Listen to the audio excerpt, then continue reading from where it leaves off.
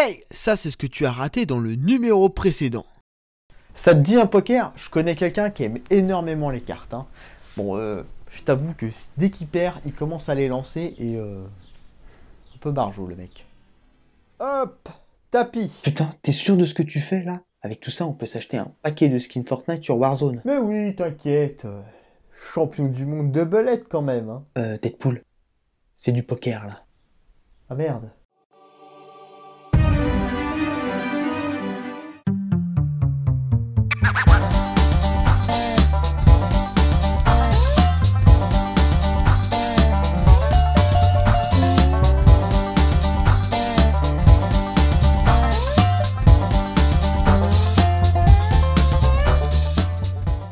Bonjour mes petites poupoules et bienvenue dans ce nouveau numéro de Character of Marvel sur Gambit.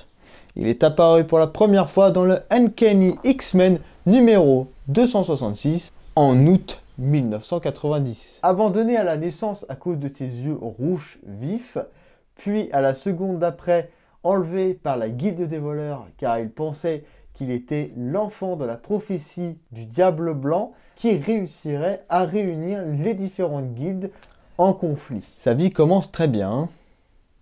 Il sera élevé par la Guilde des voleurs de Fogon, qui le nomma Rémi, parce qu'il n'a pas de famille.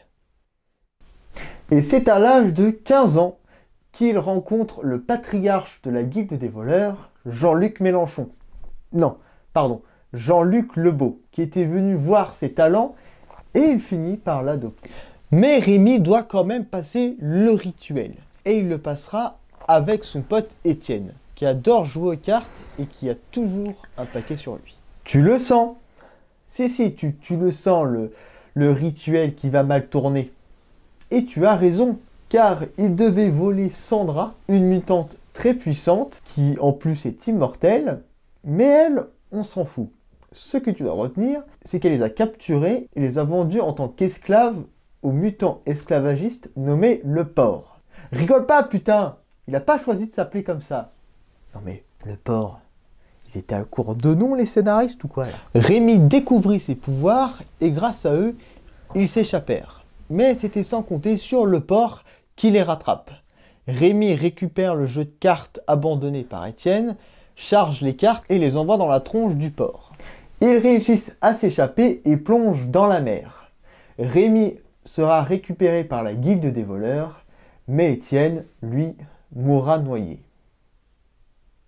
Bref, bon dans le temps, des années plus tard, dans le cadre d'un accord de paix entre la Guilde des voleurs et la Guilde des assassins, il n'y a rien à voir avec les jeux d'Ubisoft, un mariage est organisé entre Rémi, qu'on appelle déjà Gambit, et Belladonna Boudreau, la petite fille du chef de la Guilde des assassins. En plus, ils étaient réellement tous les deux amoureux.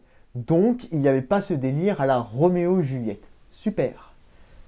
Mais, il faut que Julien, le frère de Bella, foute sa merde en défiant Gambit, qui le tue dans un réflexe d'autodéfense. Ce qui aura pour cause l'exil de Gambit dans les deux guildes. Oui, c'est n'importe quoi. Il est défié, il gagne, mais au final, il perd. Le mot Gambit est une technique aux échecs et aux dames qui consiste à sacrifier un pion dès l'ouverture du jeu. On ne sait pas réellement comment il a eu ce nom, mais on suppose que c'est dû à ce mariage arrangé. Du coup, notre petit Rémi sans famille se retrouve sans amis et sans guilde. Il est Rémi tout seul, comme Hugo. Gambit erra à travers le monde, prouvant ses talents de voleur aidé par ses pouvoirs mutants, qui lui permettent de charger énergiquement un ou des objets et les faire exploser. Il se mit à utiliser des cartes à jouer comme marque de fabrique et aussi car elles sont simples à utiliser et à charger. Un jour, il contacte Mr. Sinister. Souviens-toi, on en a parlé vite fait dans la vidéo sur Cable. Bref, il le contacte pour mieux contrôler ses pouvoirs. Grâce à la génétique, Mr. Sinister va lui diminuer ses pouvoirs. Mais ce que notre anti-héros ne sait pas, c'est qu'il y a une couille dans le pâté. Gambit a une dette envers Mr. Sinister, qui lui demande de former une équipe d'assassins qui se nommera les Maraudeurs. Leur objectif, c'est de tuer la communauté mutante, les Morlocks. Pour la faire courte, cette communauté vit dans les égouts de la ville de New York. Elle a été créée par Dark Beast, une version alternative de McCoy pendant l'ère Apocalypse. Et Gambit, découvrant le résultat de ce qui se passe, tenta d'arrêter le massacre, enfin le génocide. Sauf qu'il manqua de peu de se faire tuer par Dent Sabre, aussi membre de l'équipe, dont ça fait bander de tuer des gens innocents. Au final, Gambit réussit à sauver une petite fille qui deviendra plus tard Warhol, une X-Woman. D'ailleurs, en parlant des X-Men, il aida les New Mutants et les X-Factor avant de faire partie de l'équipe. Mais il se fera virer quelques temps plus tard pour son implication dans le massacre des Morlocks. Les X-Men l'abandonnent en Antarctique et il finit par trouver les terres sauvages cachées juste en dessous. Tout comme dans l'âge de glace. Dans les terres sauvages, il rencontre un mec qui se fait appeler le nouveau fils. Le nouveau fils de qui? On ne sait pas.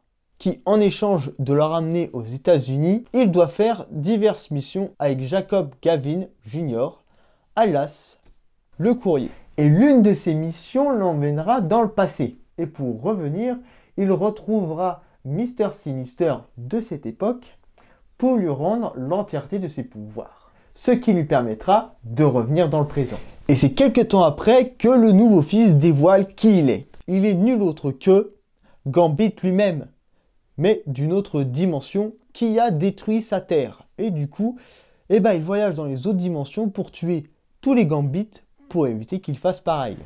Gambit utilisera l'entièreté de sa puissance pour vaincre le lui d'une autre dimension, ce qui aura pour conséquence de diminuer ses capacités, comme après la première opération de Mr. Sinister.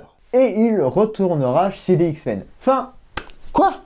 Non, mais il y a plein d'autres événements, comme juste après le jour M, où Gambit rejoint la base de Apocalypse pour prouver sa valeur aux X-Men. Mais c'est complètement con. Ouais, mais il pensait que Apocalypse avait un remède qui rendrait aux mutants leur pouvoir qu'ils avaient perdu. Sauf qu'on sait comment est Apocalypse, il modifia le corps et l'esprit de notre anti-héros, ce qui aura pour conséquence de lui faire perdre de vue ses objectifs. Ce qui prouve que c'était un plan merdique. Gambit a désormais la peau noire et les cheveux bleus. Mais cette apparence ne durera pas longtemps, car lui et Sunfire contactent Mr. Sinister.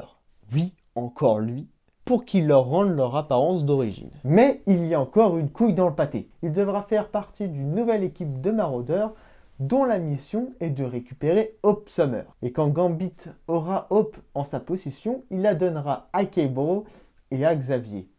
Et voilà, la boucle est bouclée avec 2 autres vidéos. Quoi? Tu sais pas de quoi je parle? Eh ben, clique là-haut et tu verras.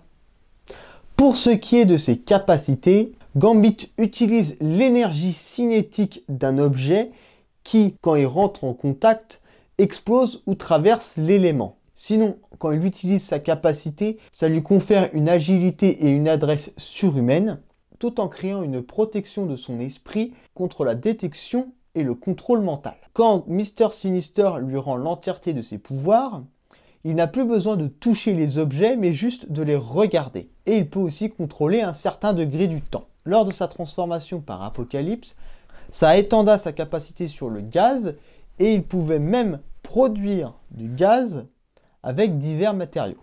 Mais malheureusement, Gambit n'est pas un personnage qui a énormément de comics où il en est le héros principal. Voilà mes petites poupoules, si la vidéo t'a plu, n'hésite pas à mettre un bon gros like, de t'exprimer dans les commentaires. Abonne-toi si tu veux en savoir plus sur l'univers Marvel. Et sur ce, on te donne rendez-vous dans le prochain numéro. Bon, t'es prêt à repartir dans le DeLorean? Parce qu'on va rendre visite à un fou à la peau bleue qui voyage dans le temps. Et c'est pas l'optique.